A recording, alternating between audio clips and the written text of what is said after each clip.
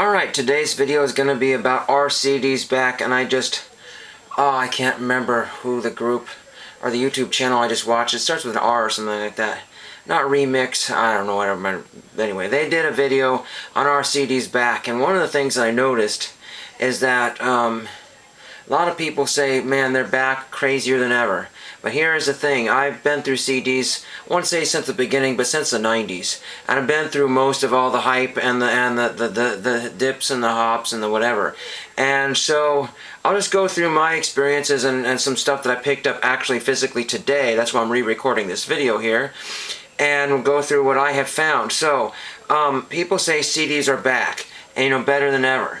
But are all CDs back? I have a feeling somewhere between 10 and 12, maybe 15% of the records, or the CDs are the ones that people are actually physically wanting. If you look at eBay or Discogs, the millions and millions and millions of CDs that are listed for sale.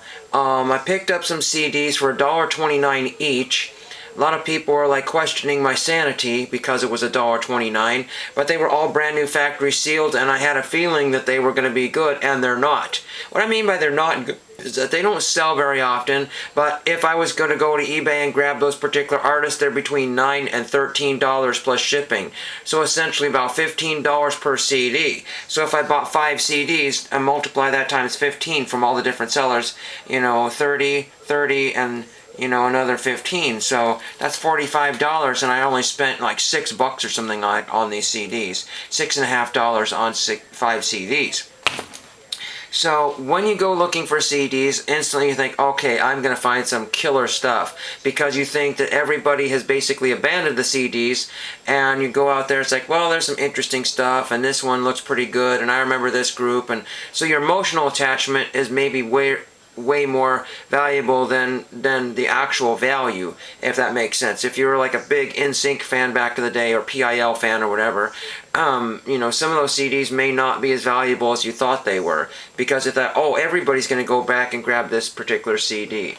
A couple years ago or so, I picked up this one here, Robert Miles. I don't know where the artwork is, but because the person that had this had the most fantastic curated collection on the planet. I really liked everything. The problem is they put it in one of those CD vaults, a massive, probably like hundreds and hundreds and hundreds, maybe even like 500 CDs.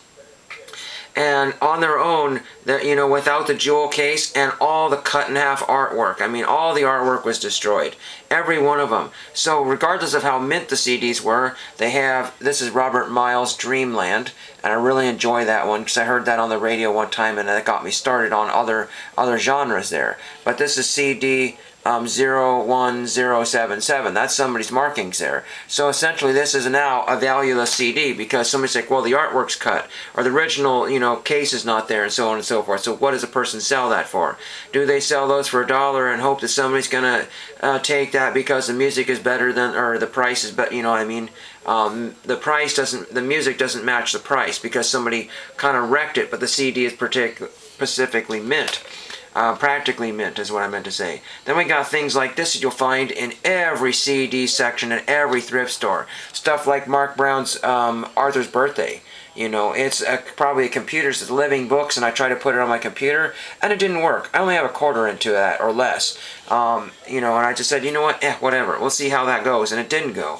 And that's a problem. We are clogged with CDs that people have hung on to since the 90s, thinking that somebody in the future is going to want those. Future people do want those, so thank you for saving some of those rare, alternative rock CDs from the 90s. But not thank you for saving Arthur CDs that don't play in anybody's computer. So I tried my hand at selling CDs for a short bit at the swap meet. Now, in fairness to me, there are other CD and vinyl record sellers, and they are very good at what they do. But they come to my friends and they said, okay, never mind then, because we're the third one in the building. There's 2 major guys in the first building, we're in the second building, and by the time people have gotten there, the wind is out of their sails. So we don't have as many customers. And so, like, Dan Seals, because he's a great musician, it's the best of, I tried selling it for $3. I paid $1.29 for that one, marking it for $3 because I don't want to gyp my customers. And then I said, okay, well, let's just mark it for $2. Not one person looked at it, but brand new factory sealed, never been opened. What does this go for on the internet? You know, you might be expecting to pay upwards of $15 for this. You know, I'm talking about eBay. I haven't looked at Discogs, but a used copy of this is probably only like 50 cents to $1. So I figured brand new factory sealed, that's a lot better than a brand new factory sealed vinyl record, because you can pretty much be assured of what you're getting, unless it was, you know, messed up in the pressing plant, which that's another story. But again, then I have stuff like this Queens of the Stone Age. You know, this probably cost somebody a couple bucks to get that when it was brand new. But, you know, I had to sell it for $1 because it was scratched. You know, so I'm only making 75 cents on the CD. That's not a way to make a living, you know. And then people said, no, it's scratched. But I tested it, it played just fine. And they said, nah, I'm good. I don't want a scratch CD. Nobody had a polisher. A lot of people said I'm just buying them because I like the artwork. Some people didn't have a CD player, and just all kinds of crazy things. And they didn't know who Queens of the Stone Age were. I mean, come on, really. They know who the Smiths are, that's for sure. But again, people are very, very careful of what they're getting. CDs are very easily scratched in just a second. You know, playing in the car and it falls down the thing and you've just ruined it. Better Than Ezra was one I paid $0.25 for back in the day at the Habitat for Humanity Restore. But, you know, the chances of them having CDs and on sale for that low are virtually nil. Nobody at the Habitat Humanity store is, you know, any kind of music fan, and if they are, they're looking for the audio equipment that they have there at times. And also the thing is that it's an older crowd that shops there. They're looking for stuff to repair houses, and young kids are not looking to repair houses. Young kids are also not looking for the Partridge Family soundtrack, but it's missing one of my favorite songs because it's written or something by a different person, or maybe, and so it's not on here. It's one of the songs from I Left My Heart in Cincinnati, I think is what it is. Together We're Better is on there, but some of these sound a little bit different, so they might be the studio versus the album versions, or I don't know, the TV version's a little bit different.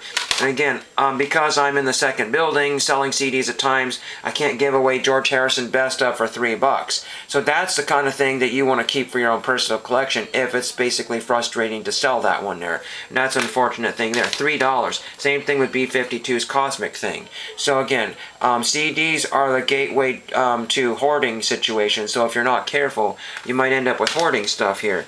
And here's a Soul Coughing here that I got a long time ago. I don't remember. I think it was a store that was closing out all their CDs for $0.25, and I grabbed about $13 worth of quarter CDs. And some other random stuff here. Player, I couldn't give that away. The Best Of, and then I got the Very Best of Montrose. I mean, wouldn't somebody just want an introduction to these things? No, they don't want those. What's Montrose? I don't get it. You know, but there are people that do know who that is. I have a different type of crowd here. Very particular crowd. And then when I hit the Goodwill stores, they want $4 for a CD. When I'm only asking $2 to $3 and in virtually mint condition in most cases, I'm not, you know, I'm not the greedy Goodwill that gets everything for free. I had to buy, whether it was 25 cents, a penny, or whatever, I have to buy virtually every CD. Now there are some classical music CDs that I got for $0.25, and in fact there's another one I have somewhere, I don't have it here right now, that I got for free in a free box, and that will be gifted off to somebody. But these are the CDs that I got, and again, I looked them up on eBay, and the retail price on these things are around $9 to $12. The 9 is closer to the used condition, and the brand new factory seal. Now these are all from the early 2000s, I want to say 2002 to 2005. I couldn't find this one because you type in group.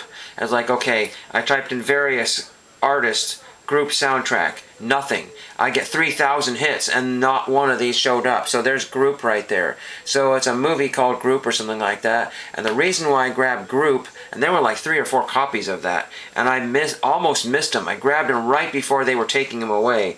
And this has Sleater-Kinney on there. I don't know the other bands on here right now, but I know of Sleater-Kinney because they played that on one of the local punk music stations there. So I'm familiar with that one. So I figure a lot of the music would be very similar to that. Then somebody had mentioned this one. I swear they mentioned this one, Grandpa's Ghost. I don't know anything about Grandpa's Ghost. Were they out of... There was a lot of ones that were pressed in Canada, but there was a lot of Upland ones. There were a lot of Upland, Colorado. I think Upland, Colorado ones. There's the back of Grandpa's Ghost there. Very unusual there, but I swear somebody had mentioned them and thought they were pretty good, so I picked that one up for $1.29. And then the other ones, just interestingly enough, the New Mexicans, don't know anything about them, and I forget which label that on there. It's really hard to see here. Under something, I can't read that. I can't, under the... something medicine, I don't know, I can't read that there. So you can see my face there. But the New Mexicans there, thought that was interesting, and there was only one of those. And two more. This one is printed in the UK. www.gojunkbox.co.uk, or this is from oh, I can't read that. Boy, it's Park something, Park the Car. It's like, yeah, it's Park the Car or something like that .com. So whatever that label is, Junkbox. And it's a very unusual, eclectic thing there. There's the back of it there. And last but not least is one that I'm not familiar with. I may have seen Fast Food Nation, music from and inspired by the motion picture. There was a brand new factory sealed Titanic music / inspired music from the Titanic. I did not grab that one. But anyway, this one had Friends of Dean Martinez on the back of it. And All the Horses, or All the Pretty Horses, or something like that, was one of their songs. I cannot remember the exact title there. And Friends of Dean Martinez are kind of like some sort of Southwest rockabilly type of alternative group or something my friend thought was hilarious of my description of it. But again, there's so many genres and subgenres. But you know, when you hear that, you know, where that stick rubs against that, you know, kind of ribbed, kind of, you know, that sort of thing. They have that in the background, and kind of maracas, and again, it's very vintagey inspired type of stuff there. And I just like that song. That's my favorite of. I bought that CD way back in the 90s when I found out who they were, and I couldn't believe to my it was Warehouse Music or something that had it for like $1 or something like that, and my eyes popped out of my head as, oh my gosh, this has got to be it. And it was on there. I was like, oh my gosh, that is what I have. My Fast Food Nation there. And then I can't show you everything here because it's, again, it's got Elvis Presley, it's Elvis Perkins and the T-Bones, Friends of Dean Martinez, Dr. Dog or something like that, the Capitol Years, something LaRock, I don't know. And again, Friends of Dean Martinez is on there twice. So I said, you know what, I can't in good conscience leave that there. Again, for $1.29. There was something like 30 or 40 unique CDs, and there was a bunch of duplicates. And again, the bin was rotated before I could reach every brand new, because I want other people that might be like-minded to me. Again, everybody looked and said, that's just weird stuff, I've never heard of it. And they just cast it aside. The young kids, everybody. So are CDs really back? And the answer is, for the most part, they're not. Because people think this is just a crazy niche novelty thing here. If we would just start, you know, just saying, okay, let's just get rid of the damaged, the ruined CDs, the burnt CDs. Nobody wants your burnt CDs unless there's, you know, you're giving them friend to friend. There's a reason for that. But nobody wants your old college burnt CDs that probably don't play anymore. Again, we just need to repurpose these things or throw them out. You know, I use them to, you know, scare the birds away from the cherries in the trees, and scare them away from making nests in the pillars outside there. It's really ugly for a while, but that's what I have to do. Again, just the crazy amount of hanging on to stuff and wasting, you know, things for the next person to come by and say, oh, by the way, I'll buy your Dan Seal CD for $2. I mean, wow, $2? That's like barely even, you know, a soda anymore at the swap meet. This is like, oh my gosh, I just, you know, I made maybe 50 cents, you know, back, and it's already back in. So that's basically a $0 situation here. Rare is the $20 to $50 CD that you're going to be finding. You're going to be finding CDs that are usually selling and listing, not with the shipping, for way less. Go to Discogs and go look at all the CDs that are a penny to $1. And that would be just absolutely an eye-opener and shocking to you how little these things are. You just have to pay a crazy amount of shipping and maybe $1 additional or something for each one. And you might still be, once you buy X amount of CDs, cheaper than that $1.29 at Goodwill. But again, I just wanted something brand new and fresh to start off with, and I figured, you know what, these are just probably going to go in the Goodwill garbage, and I'm going to save them. So I saved about 5 CDs. Hope everybody has a great weekend, and thank you for watching.